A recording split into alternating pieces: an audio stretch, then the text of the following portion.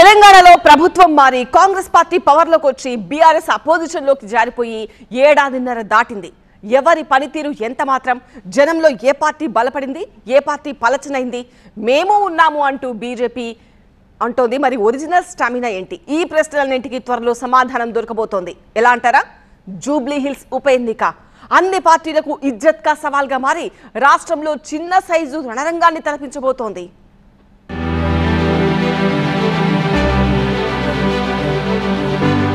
రెండు 2014-18-23 తొలిసారి తెలుగుదేశం తరపున, మిగతా 2 సార్లు బీఆర్ఎస్ తరపున గెలిచి జూబ్లీహిల్స్ సెగ్మెంట్ లో హ్యాట్రిక్ స్టార్ అనిపించుకున్నారు మాగంటి గోపీనాథ్. ఆయన అనారోగ్యంతో కన్నుమూయడంతో జూబ్లీహిల్స్ లో ఉప ఎన్నిక అనివార్యమైంది. ఒక ప్రజా ప్రతినిధి మరణిస్తే ఆ సీటును కుటుంబంలో ఎవరో ఒకరికి వదిలిపెట్టి మిగతా పార్టీలు నైతిక బాధ్యతగా పోటీ నుంచి తప్పుకుని ఎన్నికను ఏకగ్రీవం చేయడం తెలుగు రాష్ట్రాల్లో వస్తున్న సంప్రదాయం. కానీ మారిన రాజకీయ పరిస్థితుల నేపథ్యంలో ఆ ట్రెడిషన్ కు, ఆ సెంటిమెంట్ కు చెల్లుచీటి ఇస్తూ వస్తున్నాయి పార్టీలు. పైగా సైద్ధాంతిక విలువల్ని సీరియస్ గా తీసుకునే బీజేపీ వారసత్వ రాజకీయాల్ని వ్యతిరేకిస్తూ జూబ్లీహిల్స్ లో పోటీకి సిద్ధమవుతోంది.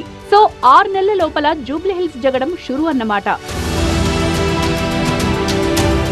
వెటరన్ క్రికెటర్ గా, హెచ్సీఏలో పవర్ సెంటర్ గా, కాంగ్రెస్ పార్టీ నేషనల్ క్యాంపెయినర్ గా చెలామణి అవుతోన్న మహమ్మద్ అజరుద్దీన్ 2023 ఎన్నికల్లో మాగంటికి మంచి పోటీ ఇచ్చారు. ఈసారి కూడా కాంగ్రెస్ పార్టీ అజర్ పేరునే గట్టిగా పరిశీలిస్తోంది. కానీ అజర్ కు పోటీగా పార్టీలో లాబియింగ్ చేస్తున్న మరో strong personality Naveen Yadav. PJR కూతురు విజయారెడ్డి సైతం జూబ్లీహిల్స్ బస్తీల్లో తెగ తిరుగుతూ పాపులారిటీ పెంచుకుంటూ గాంధీ భవన్ లో చలాకీగా తిరుగుతున్నారు. జూబ్లీహిల్స్ టికెట్ ఎవరికన్నా పంచాయతీ కాంగ్రెస్ పార్టీని ఉడికెత్తించబోతోందన్నమాట. కమలం పార్టీ తరపున గతంలో పోటీ చేసి ఓడిపోయిన 25,000కు పైగా ఓట్లు కొల్లగొట్టుకుని తనకంటూ ఒక ఓటు బ్యాంక్ క్రియేట్ చేసుకున్నారు లంకల దీపక్ రెడ్డి. అందుకే మళ్లీ ఆయనకే అవకాశం రావచ్చట. పైగా పార్టీ రాష్ట్ర సారథి కిషన్ రెడ్డికి దీపక్ రెడ్డి బాగా దగ్గర. ఆ చనువుతోని సికింద్రాబాద్ డివిజన్ ప్రెసిడెంట్ గా ఎంపికై పార్టీలో క్రియాశీలకంగా మారారు. ఈసారి జూబ్లీహిల్స్ టికెట్ గ్యారంటీ అనే ధీమాతో నియోజకవర్గంలో తిరుగుతూనే ఉన్నారు. ఒకవేళ అధిష్టానం ఆలోచన మారితే మరో 2 స్ట్రాంగ్ ఫిమేల్ ఐకాన్లు తెర మీదకొచ్చే ఛాన్స్ ఉంది. గతంలో చివరి నిమిషం వరకు సీటు కోసం ప్రయత్నించిన కీర్తిరెడ్డి, కిమ్స్ డైరెక్టర్ డాక్టర్ పద్మ కూడా జూబ్లీహిల్స్ బీజేపీ రేసులో ఉన్నారు. సిట్టింగ్ సీటును ఎట్టి పరిస్థితుల్లోనూ వదులుకోవద్దన్న దిశగా నడుస్తోంది బీఆర్ఎస్. ఉప ఎన్నిక అంటూ వస్తే మాగంటి ఫ్యామిలీకే పూర్తి సానుకూలంగా ఉంది కారు పార్టీ. ఎమ్మెల్యేగా ఉంటూ చనిపోయిన మాగంటి గోపీనాథ్ బీఆర్ఎస్ కి నమ్మిన బంటు. పైగా కేసీఆర్ కుటుంబంతో కూడా మంచి అటాచ్మెంట్ ఉంది. అంత్యక్రియల సమయంలో కేసీఆర్ కంటతడి పెట్టుకోవడం ఆ సెంటిమెంట్ ఏ రేంజ్ లో ఉందో చెప్పేసింది. అందుకే ఆయనతో ఖాళీ అయిన జూబ్లీహిల్స్ ఎమ్మెల్యే కుర్చీని ఆయన కుటుంబానికి అప్పగించాలి అన్న కమిట్మెంట్ తో ఉంది బీఆర్ఎస్.